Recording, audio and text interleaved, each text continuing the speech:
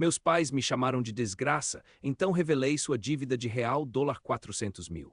Nunca pensei que chegaria o dia em que eu teria que contar essa história, mas aqui estou eu, digitando no meu celular às 3 da manhã porque não consigo dormir depois de tudo que aconteceu. Moro em São Paulo, tenho 26 anos e até semana passada eu achava que conhecia meus pais. Cara, como eu estava enganado. Tudo começou quando minha namorada terminou comigo há 2 meses. Ela disse que eu não tinha ambição, que estava perdendo tempo com videogames e que ela queria alguém mais maduro. Doeu pra caramba, principalmente porque ela não estava totalmente errada. Trabalho numa loja de eletrônicos no shopping, ganho 2 salários mínimos e realmente passo boa parte do meu tempo livre jogando League of Legends com os amigos. Depois do término, fiquei meio perdido e decidi me mudar temporariamente para a casa dos meus pais em Osasco. Pensei que seria uma boa ideia economizar um pouco e tentar descobrir o que fazer da vida. Meu pai sempre foi corretor de imóveis, minha mãe trabalha como gerente numa loja de roupas, e eles sempre pareceram ter uma vida financeira estável. A primeira coisa estranha que notei foi que eles estavam recebendo muitas ligações durante o dia. Toda vez que o telefone tocava, minha mãe ficava nervosa e meu pai saía de casa para atender. Quando eu perguntava quem era, eles sempre davam uma desculpa esfarrapada sobre clientes ou fornecedores. Achei estranho, mas não dei muita importância. Foi na terceira semana que as coisas começaram a ficar realmente tensas. Eu estava na sala assistindo Netflix quando bateram na porta. Meu pai abriu e eu ouvi uma conversa baixa, mas claramente tensa. Conseguia ouvir palavras como prazo, juros e consequências. Quando meu pai fechou a porta, ele estava visivelmente abalado. Naquela noite, durante o jantar, tentei perguntar se estava tudo bem com as finanças da família. A reação deles foi completamente desproporcional. Meu pai bateu o punho na mesa e disse que eu era um vagabundo que só sabia se meter onde não era chamado. Minha mãe começou a chorar e gritou que eu era uma desgraça, que aos 26 anos ainda dependia deles e que não tinha moral para questionar nada. Fiquei chocado. Nunca tinha visto meus pais tão alterados. Subi para o meu quarto antigo e fiquei lá o resto da noite, pensando no que poderia estar acontecendo. Resolvi que ia investigar por conta própria. Afinal, se eles não queriam me contar, eu descobriria sozinho. Comecei a prestar atenção nos detalhes. Notei que meu pai não estava mais usando o Civic que sempre dirigiu. Agora ele ia trabalhar de ônibus. Minha mãe cancelou o plano de TV a cabo e disse que era porque não assistiam mais mesmo. O freezer da cozinha estava sempre meio vazio e eles começaram a comprar marcas mais baratas no supermercado. A primeira descoberta real veio quando eu estava ajudando minha mãe a organizar uns papéis na mesa da cozinha. Entre as contas, vi um envelope do banco que estava aberto. Não consegui resistir e dei uma olhada. Era um extrato que mostrava o saldo negativo de mais de R$ 15.000. Meu coração disparou. Naquela mesma noite, esperei meus pais dormirem e fui até o escritório do meu pai. Sabia que ele guardava todos os documentos importantes numa gaveta trancada, mas eu lembrava onde ele escondia a chave. Quando abri a gaveta, encontrei uma pasta cheia de papéis que me fizeram suar frio. Havia contratos de empréstimos, extratos de cartão de crédito com limites estourados e correspondências de cobrança. Mas o que mais me chocou foi descobrir que meus pais tinham feito um empréstimo consignado usando o FGTS como garantia. O valor total das dívidas passava dos R$ 400.000. Como assim R$ 400.000? Meu pai sempre disse que era um corretor bem-sucedido, que tinha clientes fiéis e que o mercado estava aquecido. Minha mãe sempre falava sobre as vendas da loja e como ela era respeitada no trabalho. Onde foi parar todo esse dinheiro? Continuei fuçando os papéis e encontrei algo ainda mais perturbador. Havia recibos de depósitos em contas que não reconheci, transferências para números de conta que não faziam sentido e comprovantes de saques em dinheiro de valores altíssimos. Estava começando a suspeitar que havia algo muito errado com a história toda. Na manhã seguinte, confrontei meus pais. Disse que sabia das dívidas e que queria entender o que estava acontecendo. A reação deles foi ainda pior que da primeira vez. Meu pai me chamou de intrometido e disse que eu não tinha direito de mexer nas coisas dele. Minha mãe começou a chorar e repetiu que eu era uma desgraça para a família. Foi quando eu perdi a paciência. Falei que se eles me consideravam uma desgraça, então talvez fosse melhor eu ir embora e contar para todo mundo da família sobre a situação financeira real deles. A cara do meu pai mudou completamente. Ele ficou branco como papel e pediu para eu não fazer isso. Mas eu já estava decidido. Saí de casa e fui direto para a casa da minha tia, irmã da minha mãe. Ela sempre foi a pessoa mais sensata da família e eu sabia que ela me ajudaria a entender o que estava acontecendo. Quando contei para ela sobre as dívidas, ela não pareceu surpresa. Na verdade, ela suspirou e disse que já imaginava que algo assim poderia estar acontecendo. Minha tia me contou que há alguns anos meus pais começaram a viver um padrão de vida muito acima do que ganhavam. Viagens para a praia todo fim de semana, jantares em restaurantes caros, roupas de marca e até mesmo um carro zero que meu pai comprou e depois vendeu misteriosamente. Ela disse que sempre achou estranho, mas nunca quis se meter. Mas a informação mais chocante veio quando minha tia me contou sobre uma conversa que tinha tido com minha mãe alguns meses atrás. Minha mãe havia pedido dinheiro emprestado para ela, alegando que era para uma oportunidade de investimento. Minha tia emprestou R$ 5.000 e nunca mais viu a cor do dinheiro. Quando saí da casa da minha tia, estava com uma mistura de raiva e tristeza. Resolvi que ia descobrir exatamente onde meus pais tinham gastado tanto dinheiro. Voltei para casa decidido a confrontá-los novamente, mas desta vez com mais informações. Cheguei em casa e encontrei meus pais sentados na sala, claramente esperando por mim. Minha mãe tinha os olhos vermelhos de tanto chorar, e meu pai estava com uma expressão que eu nunca tinha visto antes. Era medos, puro medos. Sentei na poltrona em frente a eles e disse que sabia sobre o dinheiro que minha mãe havia pedido emprestado da tia. Também falei sobre os saques em dinheiro e as transferências estranhas que tinha visto nos papéis. Perguntei diretamente onde todo aquele dinheiro tinha ido parar. Foi quando meu pai finalmente decidiu falar. Ele me contou que há 3 anos tinha se envolvido com um esquema de pirâmide financeira. Um colega de trabalho tinha o convencido de que era uma oportunidade única de investimento, com retornos garantidos de 15% ao mês. Meu pai não só investiu as próprias economias, como também convenceu minha mãe a fazer o mesmo. Quando o esquema desmoronou, eles perderam tudo. Mais de R$ 200.000 que tinham economizado durante anos simplesmente desapareceram.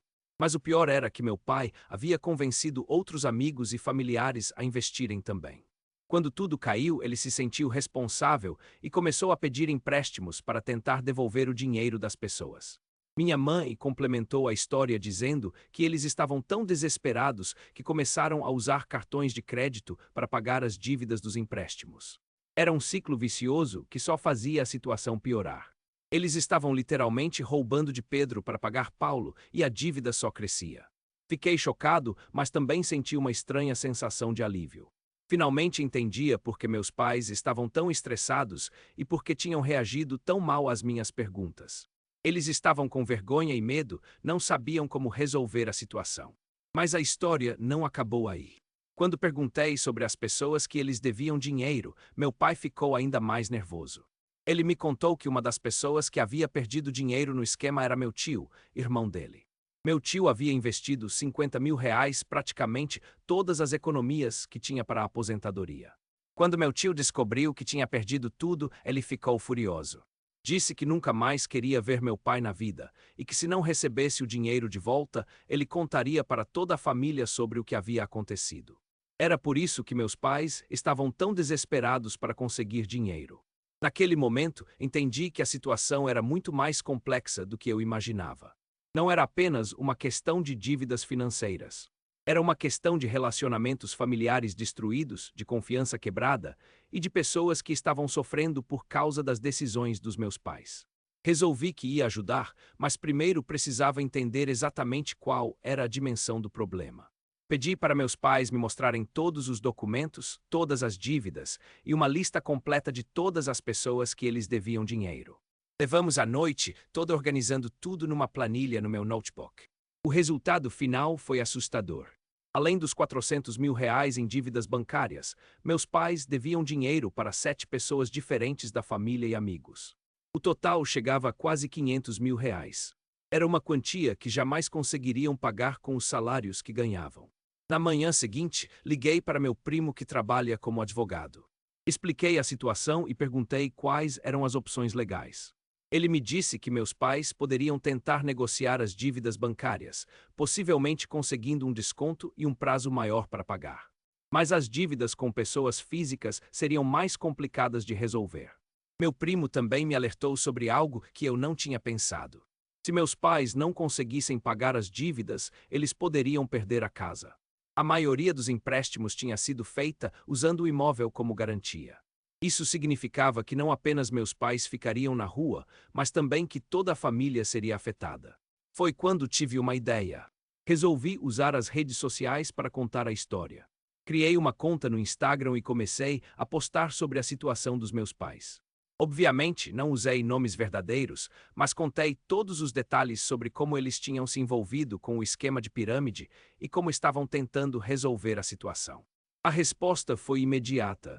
Centenas de pessoas começaram a comentar, compartilhar suas próprias histórias similares e oferecer conselhos.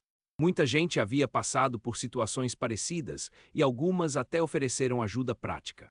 Um seguidor que era contador se ofereceu para ajudar a renegociar as dívidas bancárias gratuitamente. Mas o mais surpreendente foi quando recebi uma mensagem privada de alguém que dizia conhecer o esquema de pirâmide que tinha afetado meus pais. A pessoa me contou que havia sido vítima do mesmo golpe e que estava organizando um grupo de pessoas para processar os responsáveis. Havia uma possibilidade real de recuperar pelo menos parte do dinheiro perdido. Mostrei a mensagem para meus pais e, pela primeira vez em semanas, vi um brilho de esperança nos olhos deles. Entramos em contato com esse grupo e descobrimos que já havia mais de 50 pessoas organizadas para entrar com uma ação coletiva. O advogado responsável pelo caso disse que as chances de sucesso eram boas. Enquanto isso, comecei a trabalhar na reconciliação familiar. Liguei para meu tio e expliquei toda a situação. Disse que entendia a raiva dele, mas que meus pais também tinham sido vítimas do mesmo esquema. Não foi fácil, mas consegui convencê-lo a pelo menos conversar com meu pai. A conversa entre meu pai e meu tio foi tensa, mas produtiva. Meu tio ainda estava magoado, mas começou a entender que meu pai também havia sido enganado. Chegaram a um acordo. Meu pai pagaria o dinheiro em parcelas menores, sem juros, e meu tio não contaria para o resto da família sobre o que havia acontecido. Fizemos acordos similares com as outras pessoas que meus pais deviam dinheiro. Nem todos foram compreensivos, mas a maioria aceitou receber o pagamento em parcelas menores. O importante era que meus pais estavam sendo honestos sobre a situação e mostrando que queriam resolver tudo. Para as dívidas bancárias, seguimos o conselho do contador que tinha se oferecido para ajudar. Conseguimos renegociar a maioria dos empréstimos, obtendo descontos significativos e prazos mais longos para pagamento. Não foi perfeito, mas foi muito melhor do que a situação original. Meus pais também fizeram mudanças drásticas no estilo de vida. Venderam tudo que não era essencial, cancelaram todos os cartões de crédito e começaram a viver com um orçamento extremamente apertado. Minha mãe começou a trabalhar meio período em outra loja para aumentar a renda familiar. Eu também fiz a minha parte. Decidi ficar morando com eles pelo tempo que fosse necessário e passei a contribuir com uma parte do meu salário para ajudar a pagar as dívidas. Não era muito, mas todo o dinheiro ajudava. Também comecei a procurar um trabalho melhor remunerado. 3 meses depois, recebemos uma notícia incrível. O grupo que estava processando os responsáveis pelo esquema de pirâmide havia conseguido bloquear algumas contas bancárias dos golpistas. Havia uma possibilidade real de que as vítimas recuperassem pelo menos 30% do dinheiro perdido. Não era tudo, mas seria suficiente para aliviar significativamente a situação financeira dos meus pais. Mais importante ainda, era uma prova de que eles realmente tinham sido vítimas de um crime, não apenas pessoas que tomaram decisões financeiras ruins. A partir daí, o relacionamento com meus pais começou a se reconstruir. Eles pediram desculpas por terem me chamado de desgraça e reconheceram que eu havia feito a coisa certa ao insistir em descobrir a verdade. Minha mãe disse que estava orgulhosa de como eu tinha lidado com a situação toda. Hoje, 6 meses depois, as coisas estão muito melhores. Meus pais ainda têm dívidas para pagar, mas agora existe um plano realista para quitar tudo. O relacionamento familiar está mais forte do que nunca, e eu aprendi muito sobre responsabilidade financeira e a importância de ser honesto sobre os problemas. Consegui um emprego melhor numa empresa de tecnologia, e minha ex-namorada até entrou em contato comigo depois de ver como eu havia lidado com a crise familiar. Não voltamos a namorar, mas ela disse que respeitava muito a maneira como eu havia ajudado meus pais. O mais importante é que toda a família aprendeu uma lição valiosa sobre comunicação e honestidade. Meus pais poderiam ter me contado sobre os problemas financeiros desde o início e eu poderia ter ajudado muito antes. Em vez disso, o orgulho e a vergonha quase destruíram nossa família.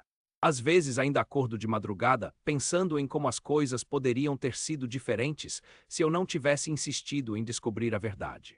Meus pais poderiam ter perdido a casa, o relacionamento familiar poderia ter sido destruído permanentemente, e muitas pessoas poderiam ter continuado sofrendo em silêncio. A experiência toda me ensinou que às vezes ser chamado de desgraça pela própria família pode ser exatamente o que precisa acontecer para que a verdade venha à tona. E que enfrentar problemas difíceis junto sempre é melhor do que tentar escondê-los e lidar com eles sozinho. Hoje eu sei que família de verdade é aquela que fica junta nos momentos difíceis, que enfrenta os problemas de frente e que não tem medo de pedir ajuda quando necessário. E por mais doloroso que tenha sido todo esse processo, no final das contas, ele nos tornou uma família mais forte e mais unida.